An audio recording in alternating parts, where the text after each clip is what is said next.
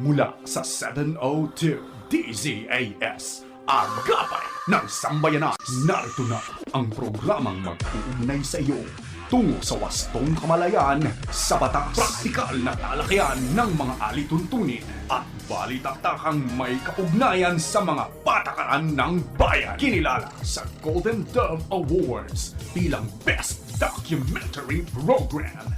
Ito ang Tabas ng Batas!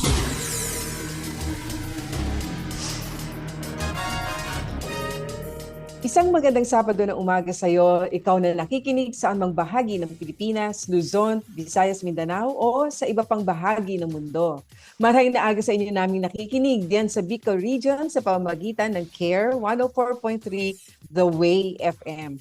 At diyan sa Zamboanga City na nakikinig via 1116 DXAS Radio Comunidad, Buenos Dias. At magandang umaga rin sa ating listeners sa 1062 DXKI, your friendly voice sa Coronadal City. At sa ating mga kaagapay sa 1197 DXFE Davao, magandang umaga sa inyo. At sa mga naririto sa Metro Manila na walang sawang nakatutok sa atin tuwing Sabado na umaga, happy listening po sa inyo. Kami, ang inyong mga kakampi sa batas, ako po si Atty. Chona Cruz Gonzalez. At ako naman po si Attorney Jeremiah Belhica at ito po ang inyong programang Tabas ng Batas dito po lamang sa 702 DZAS FEBC Radio TV.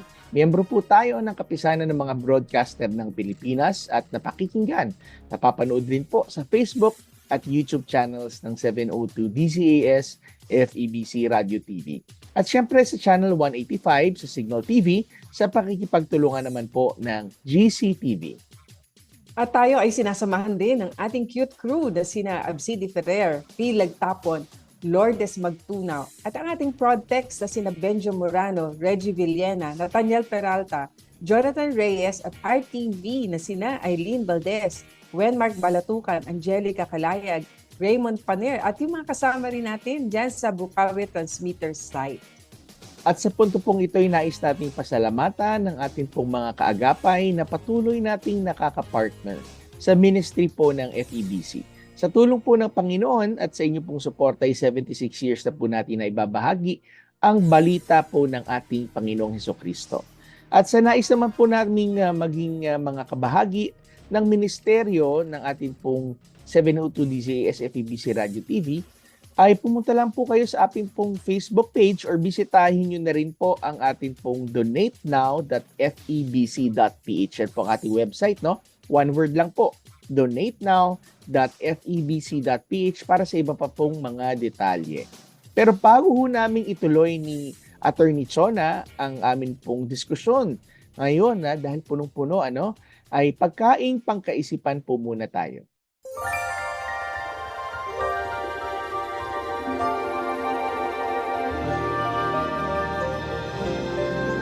Ito po ay hango sa Galatia chapter 5 verse 22 to 23. Ang sabi po, subalit ang bunga ng Espiritu ay pag-ibig, kagalakan, kapayapaan, pagtatiyaga, kabaitan, kabutihan, katapatan, kahinahunan, at pagpipigil sa sarili. Walang batas laban sa mga ganito.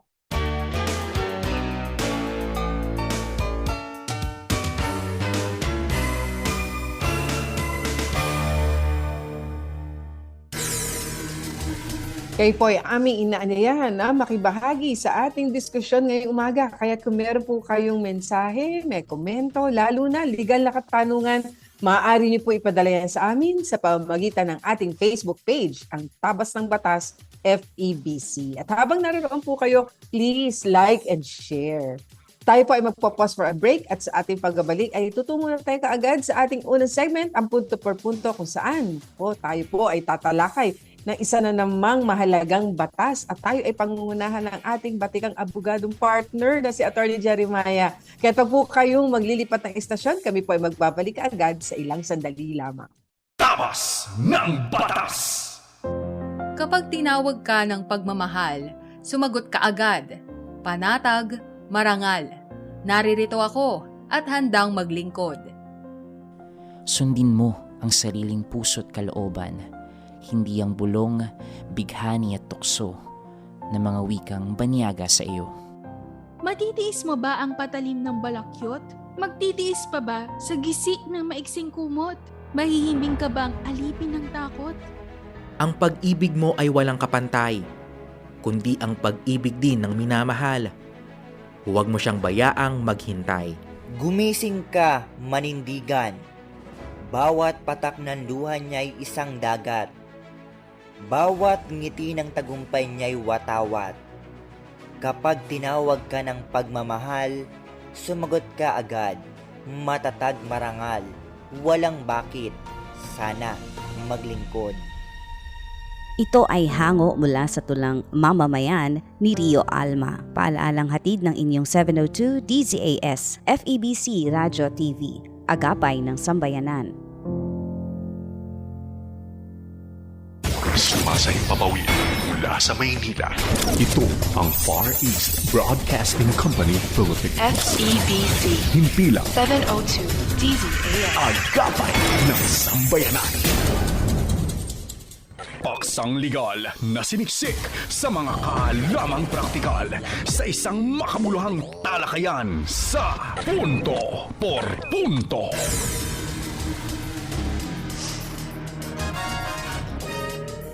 Alright, so tayo po'y nagbabalik muli dito sa ating programang Tabas ng Batas. Ako pa rin po si Attorney Jeremiah Belhica.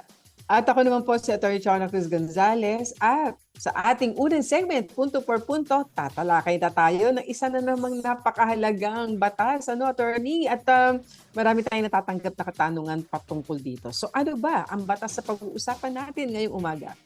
Nako, hindi naman controversial, pero kapag ito ang issue ay medyo mainit ang sabi malapit sa puso yung malapit sa issue na puso. yan. Kasi Oo. anak ang pinag-usapan, ang Yes. pag-usapan po natin is child custody and also yung parental authority. Yan, maganda yan. Kasi yung kustodiya ng mga anak, at syempre ang nag-away lang naman yung magulang, pero kadalasan hindi kadalasan, pero laki, ang may pinakamalaking impact dyan ay hindi doon Mga sa buhay ng bata. mga magulang, pero doon sa mga bata. Diba? Mm-mm. So, tayo ho, minsan nalilimutan na natin kung gaano kahirap sa atin tayong mga bata pag nakikita ho natin ang mga matatanday nagtatalo-talo. Ano po? Mm-mm. So, kaya pag-usapan natin yan at ang kadalasan na isang pinakamalaking issue dyan is yung kustodiya po ng bata. No? In case na Yes. maghiwalay ang magulang, hindi Mhm. magkasundo, sino ba at kanino ba mapupunta ang isang bata. So, custody ay isa pong aspeto ng parental authority. Yan pong mahalaga, no? Yes. Sa batas po natin, ang meron ng kustodiya dapat ng bata ay kung sino ho ang binigyan ng otoridad bilang isang magulang. Maaring hindi ka magulang, pero ikaw ang binigyan ng parental authority ng batas, no? Maaring patay na yung magulang o kaya legally speaking, ikaw ay yung tinawag na in-appoint ng court bilang isang legal Yes. guardian. So ikaw rin ay binibigyan ng parental authority. Ibig sabihin, ikaw ang tumatayong magulang at parang ikaw na rin ay may responsibilidad doon sa buhay ng bata na riyan. Tama. Ganun din naman ang mga teachers. No, kapag mga teachers ay nasa kustodiya nila ang mga bata, ito'y pinagkatiwala sa kanila ng magulang, sila ay nagkakaroon ng substitute parental function or parental authority sa bata. Yes. Kaya nga, dapat maingat na maingat ang pagtrato ng mga guro, no? Dahil parental authority ay nagbibigay ng kapangyarihan o authority to have custody over the child. At siya rin ang nagdidesisyon kung kanino ba dapat ipagkatiwala ang kustodiya ng isang bata, kung sino may parental authority. So, the person who exercises parental authority over the child should also have custody over the child. Yan po, no? Kaya ang parental authority po ang responsibilidad sa bata ay hindi humaaring i-renounce o ilipat, no? Maliban na lamang kung ito po'y inutos mismo ng korte at ito po'y ino-authorize ng batas. Pero kung ikaw ang magulang, hindi mo pwede. O ikaw na lang ang magulang. Ayoko na maging magulang yan dahil ayoko ng responsibilidad. Bawal po yan sa batas. Kaya meron pong mga iba't ibang mga rules patungkol naman po sa kustodiya ng legitimate o illegitimate children. Magkaiba pala yun, attorney, ano? Kasi yung legitimate child, ibig sabihin yung kinasal sa mag-asawa, legal na mag-asawa, at ang illegitimate child naman ay pinanganak ang bata ng sa mga magulang na hindi kasal o ibig sabihin outside of marriage. So, sino ho ba ang dapat may kustodiya ng illegitimate children? Ayan kasi kadalasan attorney itong pinag-aawayan. Merong Oo. anak yung couple na hindi naman sila mag-asawa, bandang huli naghiwalay. So, sino at mahal na mahal ng tatay at yung nanay naman ayaw ipakita yung bata. So, sino ho ba ang dapat may custody? So, ang mga bata po na pinanganak or conceived or born outside a valid marriage, ang rules ay simply po when it comes to custody and parental authority over illegitimate children. Dahil ito po ay sa nanay. Ayan kasi ang nanay rin po, siya po ang may parental authority. Ito pong rule na to ay nag-a-apply whether or not ang bata po ay minor de edad o hindi. No? At ang tatay naman ay meron pa rin naman ho kayong karapatan. Pero ang tawag ho sa inyong karapatan ay visitation rights. Ayan. Mamaya i-discuss natin kung may oras pa. Ibig sabihin, may karapatan ka pa rin na bisitahin at makita ang iyong anak. Pero hindi mo kunin yung tinatawag na custody. So, ang custody over legitimate children naman, ayan. Doon sa naman ang mga bata na pinanganak sa mag-asawa. So, in general, ang parental authority, including custody over legitimate children, ay pinaghatian or shared by the father and the mother. So pareho po silang merong parental authority. Subalit ang family code po ay nagpo-provide rin na ang tatay at ang nanay shall jointly exercise their parental authority over the person of their common children. So dapat si nanay at si tatay, sila ang mayroong parehong karapatan para maging magulang. Subalit, sa pagkakataon na naghiwalay, ayan, hindi naman naiiwasan na minsan sila ay naghiwalay, bagamat kasal, ang parental authority shall be exercised by the parent na dinidesignate ng korte.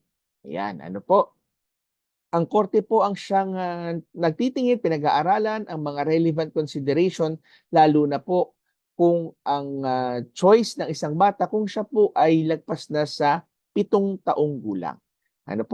Unless po ang isang magulang ay napinili ng bata ay nakita ng korte na hindi ka karapat-dapat, ikaw ay may bisyo, ikaw ay may iba ng pamilya, kahit pinili ka ng anak mo ay baka hindi rin makabuti sa inyong anak. So ang paramount consideration is the welfare of the child. Interest of the child. Interest. Yan ang tawag dito. Yan ang sinasala-alang-alang. Isinisaalang-alang. Nalilito ako sa ang sinasaalang-alang ng korte at ng batas ay ang kapakanan ng bata. In other words, walang bata under 7 years old of age shall be separated from the mother. Maliban na lamang kung makita talaga ng court na merong compelling reasons. Bakit nga ba mahalaga yung 7 years old, dapat below 7 years old sa nanay muna? Oo, kasi 'di ba sa pag-aaral yan yung formative years at kinakailangan talaga ng kalinga at pag-aaruga at gabay ng isang ina sa mga panahon na yan. Tama. Kaya nabanggit ho natin na walang bata na sa ilalim under 7 years old ay masa-separate sa kanyang magulang.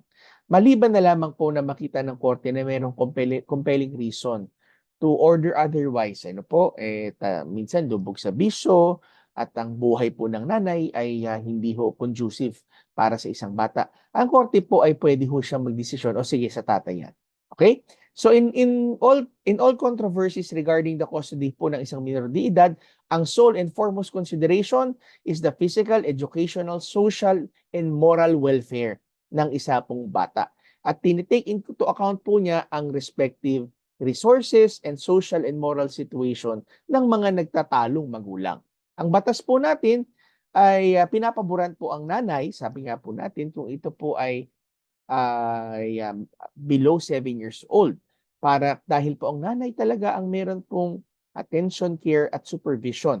Advantage dahil lang devotion po ng nanay ay wala po talagang kapalit at katapat. Sorry po sa ating mga tatay, yan ho talaga. Generally po, ang pagmahal, solitude at devotion po ng nanay ay hindi po pwedeng mapalitan ni numan.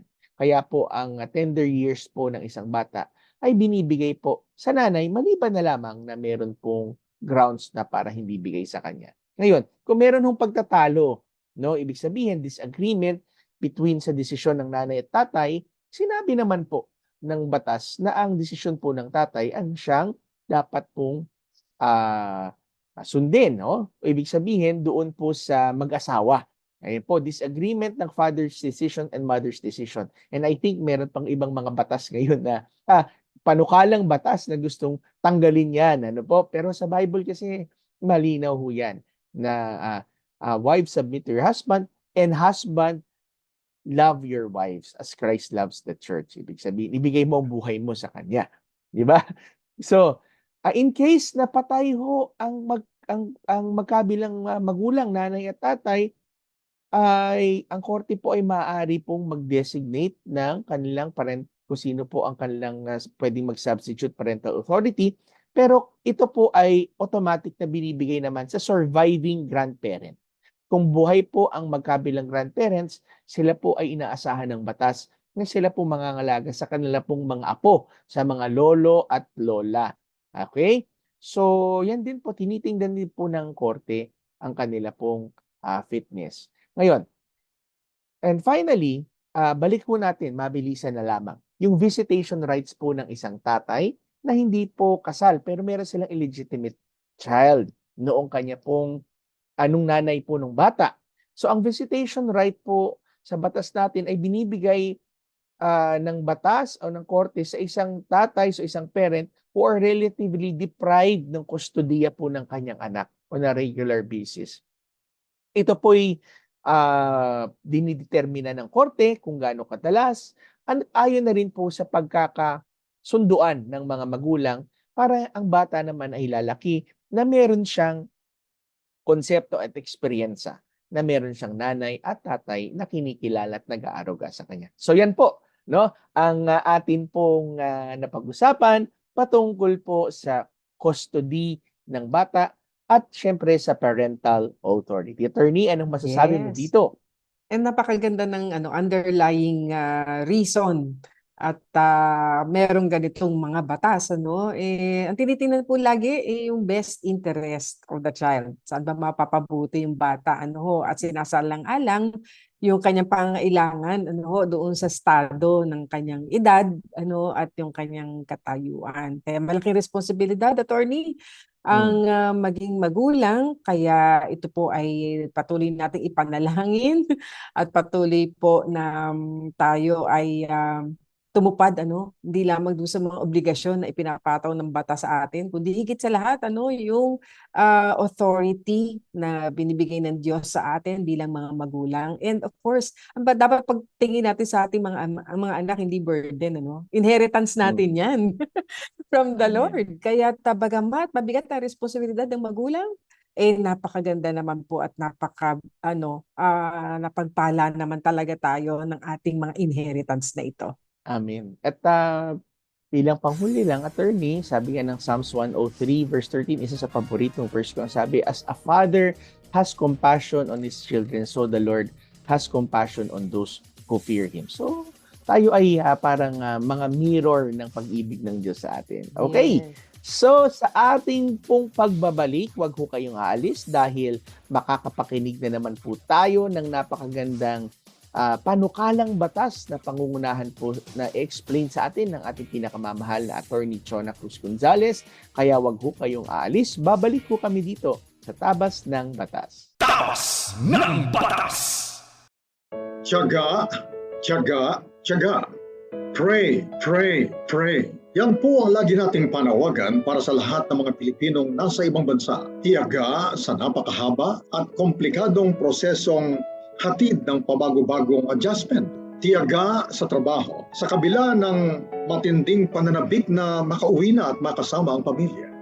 Tiyaga sa pananalangin dahil ang ating Diyos ay walang sawa sa pagtugon sa ating mga dulog sa Kanya. Sabi nga po sa unang Tesalonica, Kabanatang 5, talatang 16 hanggang 18, magalak kayong lagi, palagi kayong manalangin at magpasalamat kayo sa Diyos sa lahat ng pagkakataon, sapagkat ito ang kalooban ng Diyos para sa inyo, sa inyong pakikipag-isa kay Hesus Kristo. Ako po ang inyong kaagapay, Pastor Attorney Carlos Kuya Kaloy Cao Jr. Sumasaludo, umaagapay at nananalangin para sa ating mga overseas Filipino workers.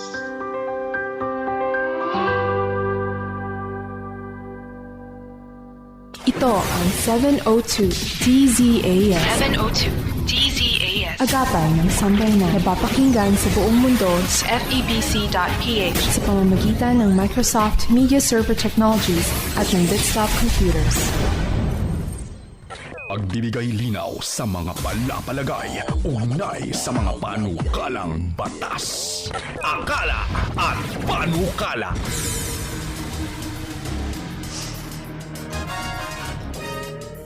Alright, so tayo po'y nagbabalik muli dito sa ating programang Tabas ng Batas at ngayon ay tayo dudako na po sa ating akala at panukala.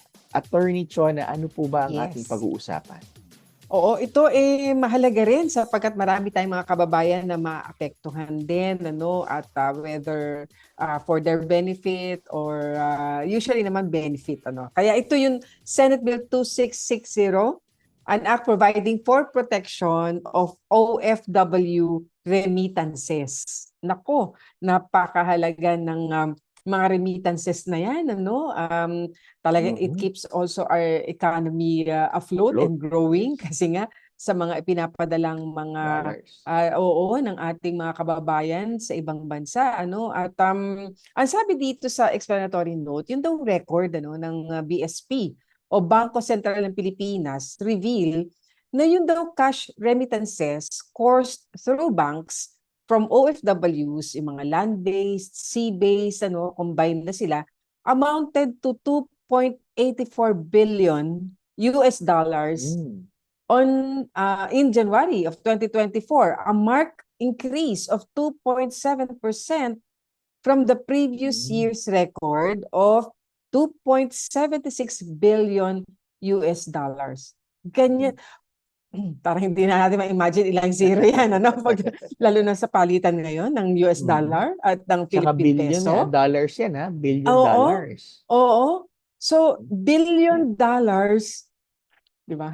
So, pagdating sa pera natin, ilan na yan, Hindi na natin mabilang yan. So, may increase, tong year na to, and the same spike was noted on the OFW's personal remittances, which increased from $3.07 billion US to $3.15 billion US dollars.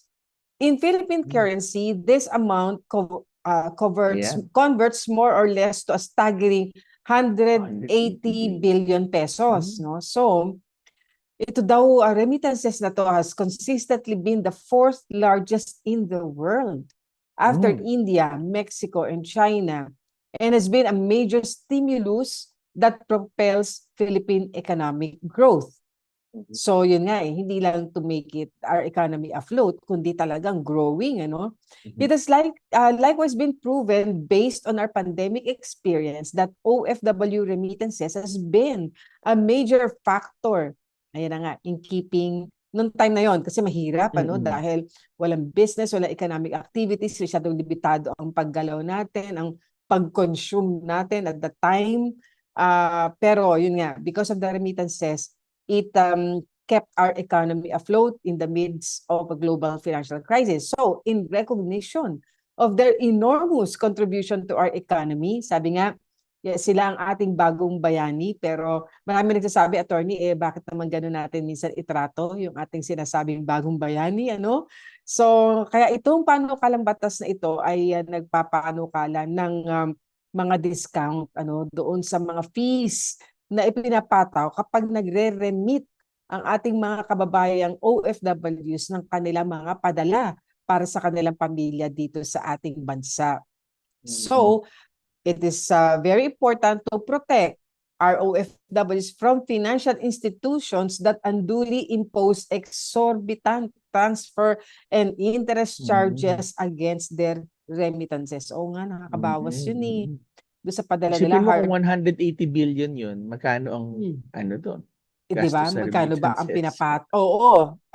Ilang percent ba yan? Na ipinapato ng mga financial institutions?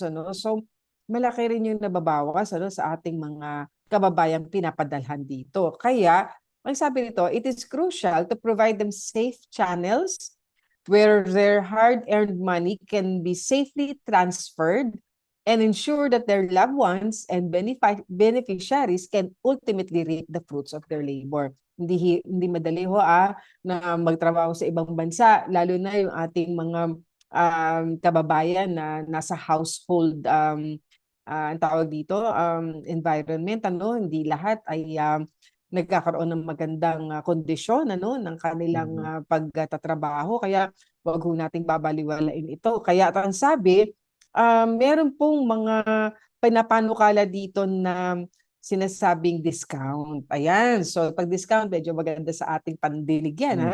Discount on remittances fees and tax deduction granted to establishments. So, yung daw mga bangko at non-bank financial intermediaries may impose fees for services rendered. So, given naman yun in sending money of OFWs to their immediate family members.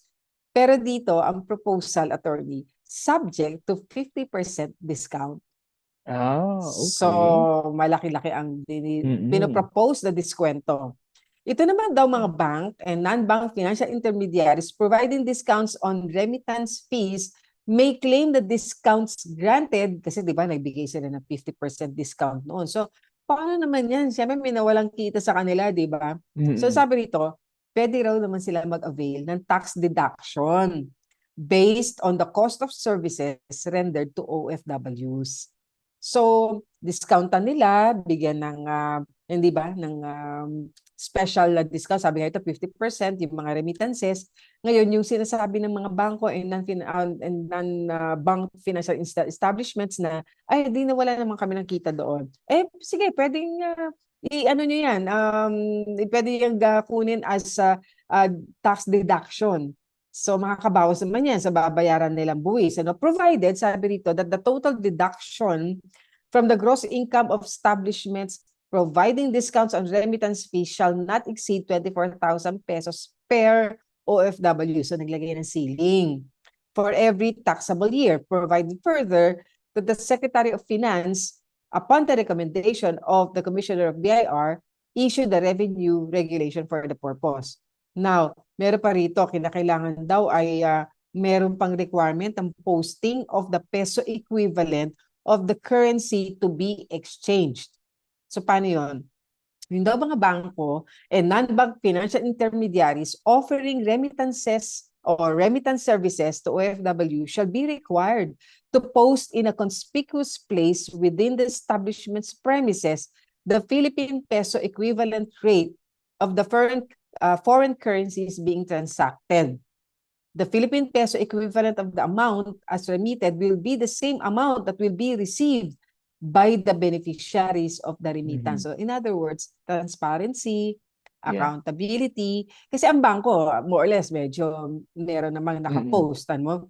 Pero paano yung mga non-bank financial institutions or establishments? Baka wala nakalagay dyan. Ano ba exchange rate ang sinusunod natin for the day? Di ba? Nagbabago yan, lalo na sa mga high yielding, di ba? Katulad ng mga US dollars. Araw-araw yan, nagbabago yan. So, kaya kailangan daw ay nakapost yan. Now, ano ang prohibition? Ano mga ipinagbabawal? All banks and non-banks financial establishments offering remittances services to OFWs are prohibited from raising their current remittances fees. So, hindi sila pwedeng basta magtaas ng kanilang mga service fees to, attorney. Without prior consultation with the DOF, the BSP, DMW, and POEA. Ano pa ang prohibited acts? Bawal yung misappropriation or conversion to the prejudice of the OFW or beneficiary of foreign exchange remittances received in trust or on commission for administration or under any obligation involving the duty to make delivery or return of the same, na tapos i-deny nila na na-receive nila yung foreign exchange remittance. Oo naman. 'Di ba? Talagang bawal naman 'yan. Parang 'di ba, pag nanakaw naman din 'yan. So ano pa? Taking of foreign exchange remittances without the consent of the OFW or beneficiary. Bawal naman talaga 'yan, ano?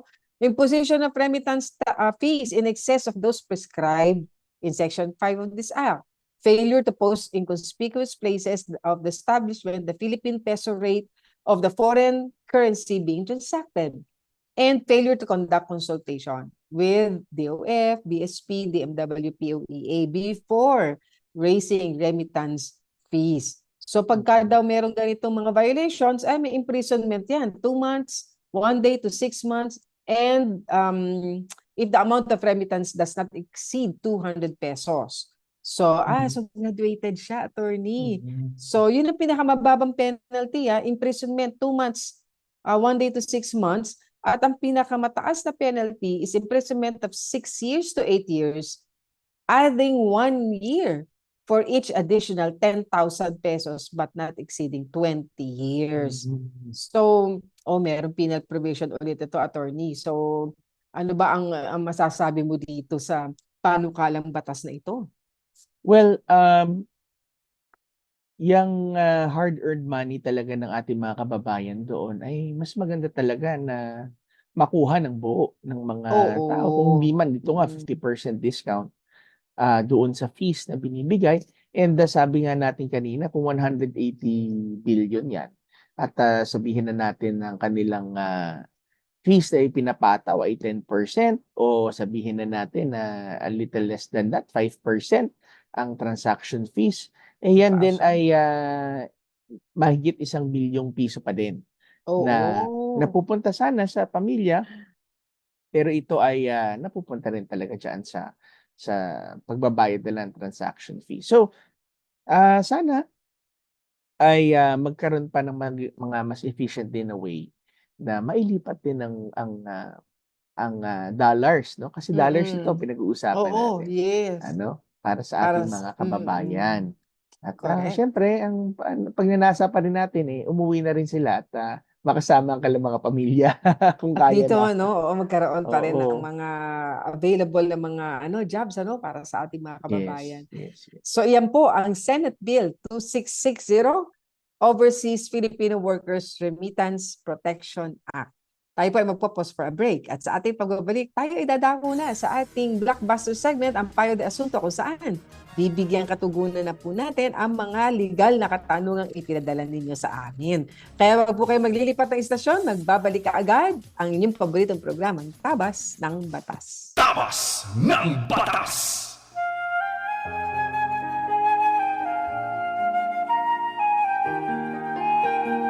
Ako po si Pastor Kevin Victoriano ng Somang Evangelical Church of the Risen Lord Tagaytay. Samahan niyo po ako sa isang makabayang panalangin. Aming mahabaging Diyos na nasa langit, sa oras na ito, kami lumalapit sa trono ng iyong biyaya, dala ang aming mga panalangin. Idinudulog namin sa inyo ang aming mga kababayang nasalanta ng bagyo. Samahan mo sila kung sila man ay nahihirapan, nalulungkot at bigyan ng pag-asa kung sila'y nalulugmo. Kayo ang magkaloob ng kanilang mga pangangailangan upang makabangong muli at makaahon sa buhay. Ikaw ang maghari sa bansang Pilipinas at kilalanin bilang Diyos at tagapagligtas ng aming bayan. Sa pangalan ng aming Panginoong Hesus. Amen and Amen.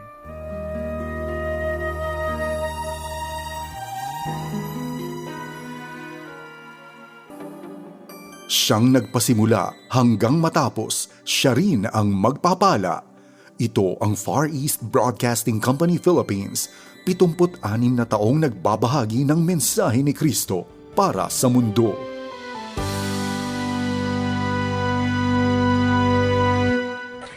mga kasong bibigyang pansin at mga katanungang sasagutin. Yan ang tututukan at gagabayan ng Payo de Asunto.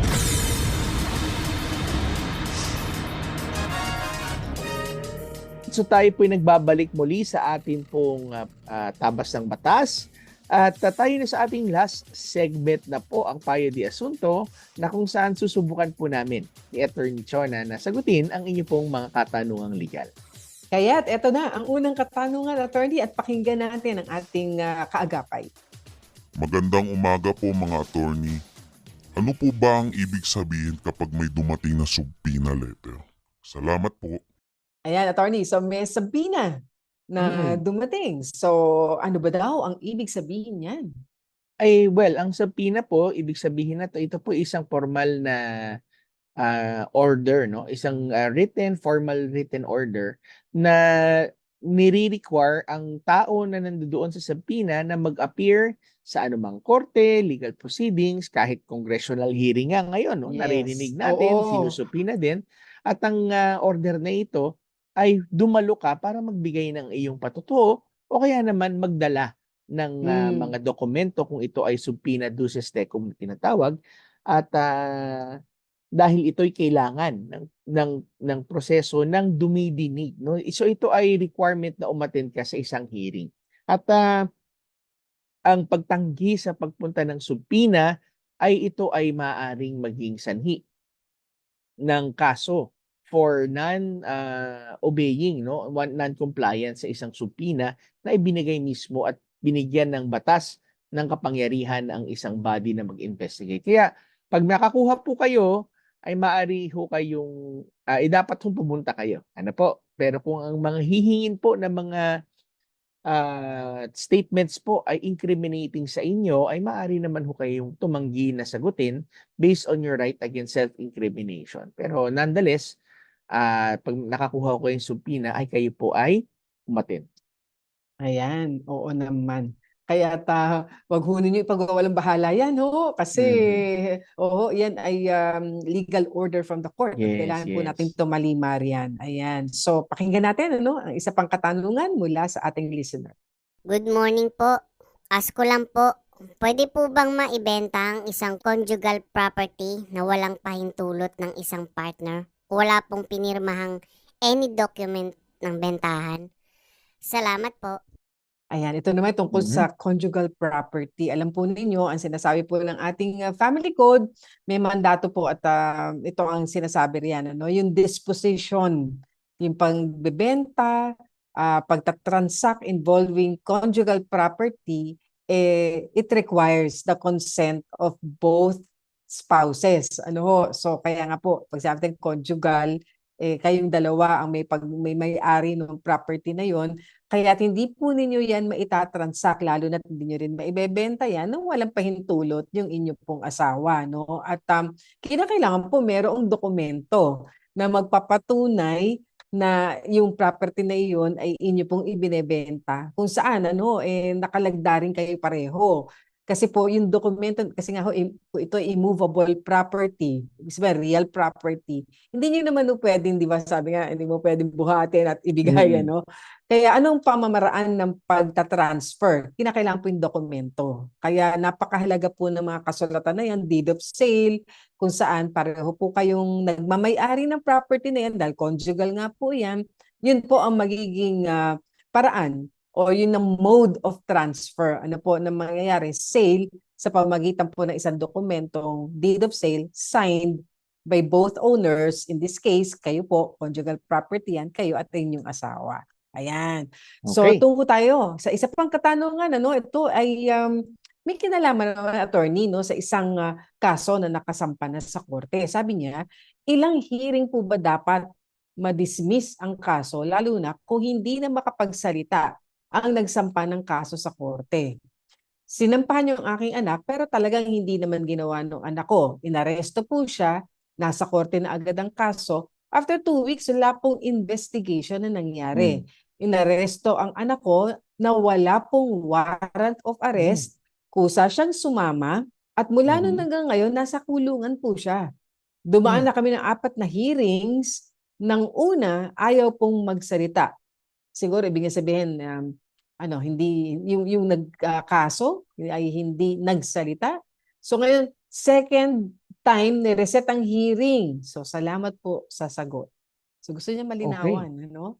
Maano yan, no? Una pa lang marami ng mga questionable na nangyari. No? Oo, Una yung oo. tinatawag natin na arrest without any warrant. No? Hindi ko kayo Oo. pwedeng arestuhin nung wala pong warrant, maliban na lamang kung kayo po ay nahuli in flagrante delicto, ibig sabihin in the act of committing the crime, o kaya naman ay merong reasonable basis po ang otoridad na pag hinalaan kayo na kayo ho ang gumawa ng krimen na kakapangyari pa lamang. Ibig sabihin, nangyari pa lamang at nandoon ho mismo yung umaresto. Pero kung wala pong warrant of arrest at ang tawag po dyan is warrantless arrest ang nangyari, ang assumption po namin dyan ay nagkaroon po ng tinatawag na inquest proceedings po. No? Dahil kung kayo po ay ikinulong at ang tao po ay kinulong, ay kinakailangan pagbigay alam po agad ng mga arresting officers doon po sa piskalya,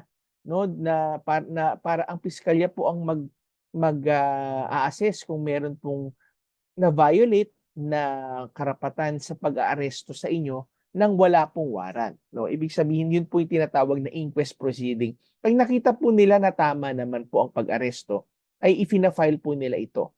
Ano? At kinakasuhan po sa korte.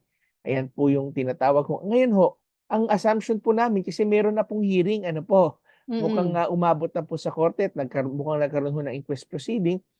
Ngayon, meron din hong karapatan ang akusado sa isa hong mabilis na proseso sa batas. Ayun na hindi naman ho kayo pwedeng pag-intayin pang habang buhay ninyo na hindi ho tumatakbo yung kaso. Ito po yung tinatawag ninyo ang right of the accused to a speedy trial and to a speedy disposition of the cases against him. No? Ito po yung constitutional right at ang karapatan po na to ay nababiolate kung ang isa pong prosecution na tinatawag, yung nag-aakusa po sa inyo, ay nagpapakatagal-tagal po sa pagka-presenta ng ebidensya, dinidelay po ang mga proceedings, at kadalasan, kung lagi hong nare-reset ang isa pong trial, ay pwede na hong mag-move ang inyo pong lawyer nung tinatawag na dismissal on the ground ng violation ng inyong right to speedy trial. So kausapin niyo po yung lawyer po ninyo. Sa amin pong experience, maybe 2 o 3, pangatlo, no? 3 times na nare-reset dahil walang ebidensya at hindi ho makapagsalita, ay maaari na ho ninyong ihingin na ito po i-dismiss dahil violation ng inyong right to speedy trial. At saka attorney, parang failure to prosecute. Na pagkaganyan. Opo. Ayan. So, tungo naman tayo sa isa pang katanungan. Ito, attorney, medyo marami siyang issue dito, pero subukan nating maunawaan itong narration niya. Sabi niya, may extrajudicial po kami, 2.5 years na po. May attorney kami na nag-aayos. Sabi ng attorney namin, isa na lang daw ang kulang at ako daw ang gagawa nito. Kailangan daw po ng Certificate of Need to Retire registration from BIR. Isang requirement is the Certificate of Closure ng Mayor's Permit.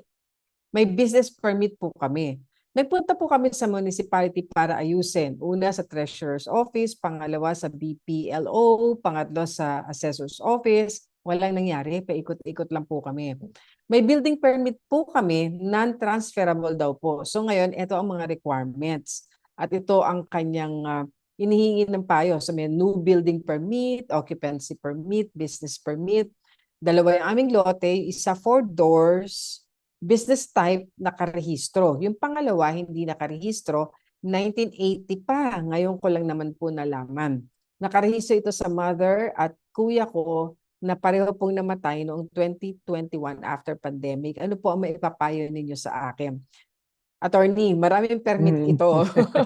At ito ay isang larangan na talaga namang yung pinagdaanan, itong mga permit issuances, etc. Nung ikaw ay ARTA head. Kaya ano ba ang ating masasabi dito?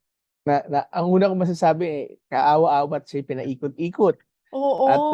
dahil pero maybe i-focus natin ng konti yung kanilang problema. No? Ang sinabi na Mm. meron silang extrajudicial settlement na gusto ho nilang gawin at ang kanilang pong abogado ay sinabi na may kulang pa sila na Mm. dokumento at ito daw po yung tinatawag na retirement ng kanilang negosyo o siguro yung negosyo ng minana po nila.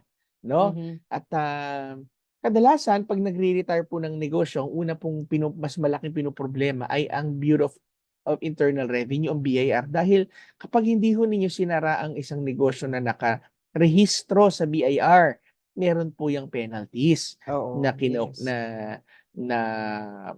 i-incur. Mm. Ngayon, isa ho sa requirement ng BIR ay yung tinatawag naman ho ng closure ng inyong pong business doon po sa office ng mayor o doon po sa LGU kung saan ho kayo nagninegosyo para maisara naman ho yung BIR na inyong pong registration.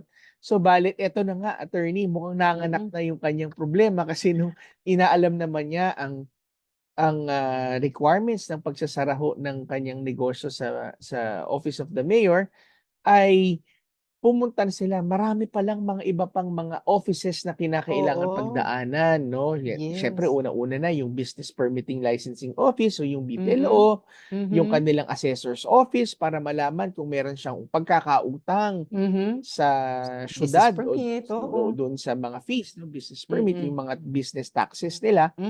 At Yes.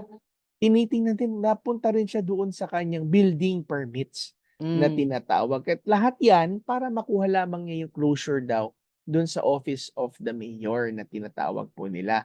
Ngayon, um, ang kinakailangan siguro po nilang magawa po dito, una po sa lahat ay makipag-ugnayan po sa BIR na sila po ay nasa proseso na ng kanilang pagsasara dahil para malaman po ng BIR na hindi na ho nag-ooperate ito. Ano po? At yan po ay napakahalaga dahil kung ito po ay hindi ho na sa inyo at ito po ay sa inyong magulang at gusto niyo pong isara, ay kinakailangan po ninyong ipagbigay alam na ito sa BIR while you are closing it para hindi na ho kayo ipe-penalty.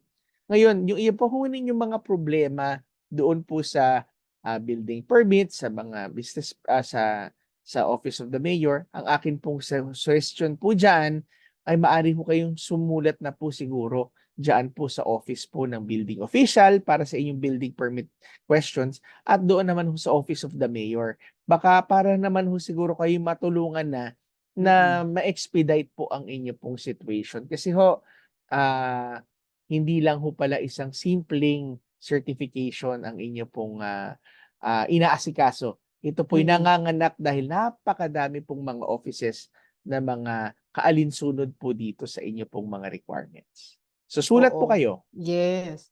Napakahalaga nun ano, kasi nagbibigay ka ng notice sa kanila ng pasabi na inaayos mo naman, oo, kaya Yes, lamang yes. medyo it takes time. Siguro maganda nga i-put niya in writing lahat ng mga request niya dun sa, 'di ba, kung BPLO, sa assessor, sa 'di Yes, ba? yes. In writing po ang mga request kasi para Mhm. maobliga sila na kayo ay tugunin. Dahil Tama. merong panuntunan ang administrative code patungkol riyan. Kailangan ang mga letters na isinesend sa mga ahensya ng pamahalaan ay dapat na bigyang tugon kung tayo nagkakamali within 15 days, business days. Yes, So, yes. kaya po para po magkaroon kayo ng linaw kung ano na po ang estado ng inyong mga request for these documents. Ayan. Attorney, ito nga ang sinasabi ko Yes. minsan, madalas kong sabihin dati, na minsan sa ating bayan ay mas mahirap magsara kaysa magbukas ng Oo negosyo nga. Oo dahil nga. napakadaming mga Requirements, requirements. Yes. Oo nga, sinasayos naman, sana wag naman akong paikot-ikutin, Yes, huwag sabihin na napahirapan. po kung ano talaga yung kailangan nilang Kailangan. gawin. Kasi naaabala rin sila, naaabala rin kayo. Kasi nga imbis na nakaka-attend na rin po kayo sa iba pang mga pangailangan ng mga constituents dyan sa munisipyo, hindi nyo ma-attend kasi meron din po mga nakabimbin pang napakarami. So, attorney, yan yung isang bagay na Yeah. ginawan mo ng paraan, when you were the head of ARPA, Yeah. na mapabilis yung proseso at Yes, nawa, yes. bigyan Sana pansin pa rin ito'y ito at yes. yung naumpisahan mo, ipagpatuloy kasi kaya nga dapat ease of doing business. Mas maging madali para sa atin ang makapag-transact dito sa ating mga ahensya ng pamahalaan. So, Mhm. ayan po. Isang Great. katanungan pa, no? Sabi niya, ask ko lang po, sa unang paghaharap po sa Supreme Court, ano expected na mangyayari? Thank you po sa magiging kasagutan. Nagtataka lang po kami ni Attorney Jeremiah, bakit po Supreme Court agad? Ano ho, baka naman po ito ay sa trial court pa lamang. Depende po, ano ba yan? Criminal case po ba yan?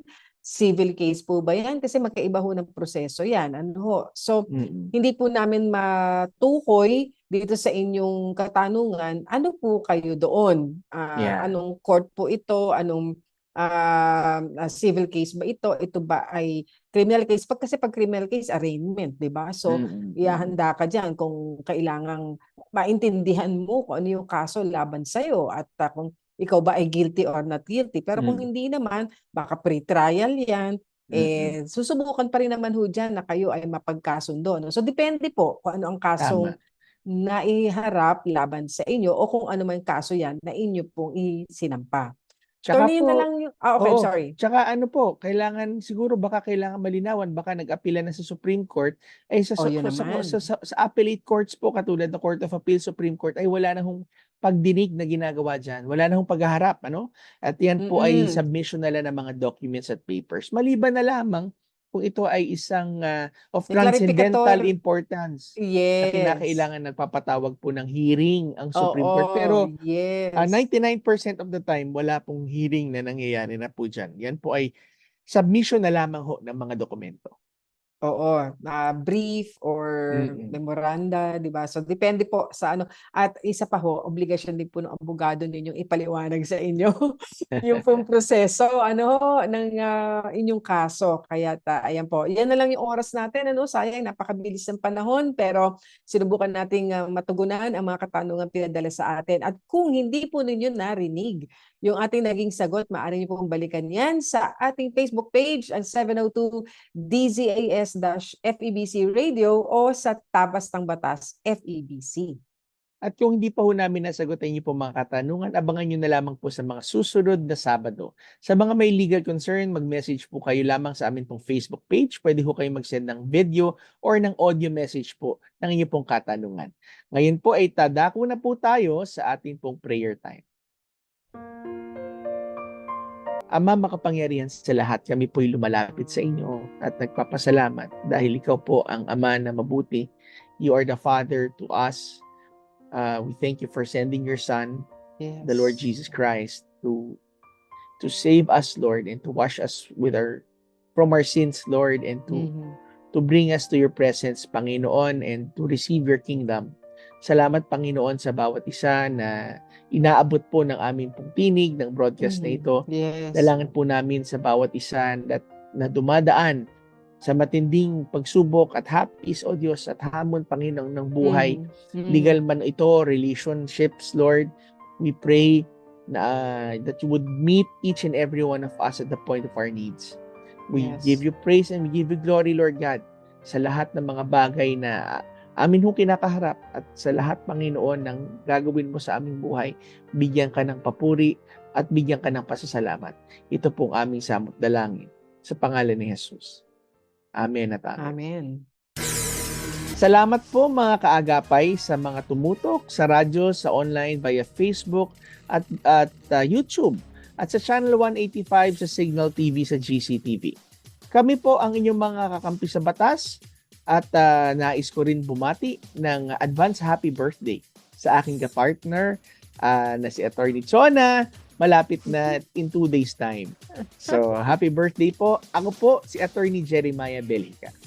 Thank you, partner. Maraming salamat at patuloy na pagkapasalamat sa Panginoon sa pagbibigay sa atin ng buhay at patuloy na biyaya lalo na dito sa ating programa na magkasama tayo at lahat ng ating FEBC family. Amen. Kami po ang inyong mga kasama at Attorney Charna Cruz Gonzalez po nag-aanyaya na samahan kaming muli sa susunod na Sabado sa parang oras at himpilan. Kaya at lagi po nating tatandaan, kung uunawain at susundin, kakampi mo ang batas. Nais po namin makarinig mula sa inyo. Para sa mga kuro-kuro, mungkahi, o mga bagay na nais ibahagi sa palatuntunang iyong napakinggan, Sumulat lamang sa 702 DZAS, Agapay ng Sambayanan. 1 Corporate Center, 46th floor, Doña Julia Vargas Avenue, corner Meralco Avenue, Ortigas Center, 1605, Pasig City. O mag-email sa dzas info@febc.ph.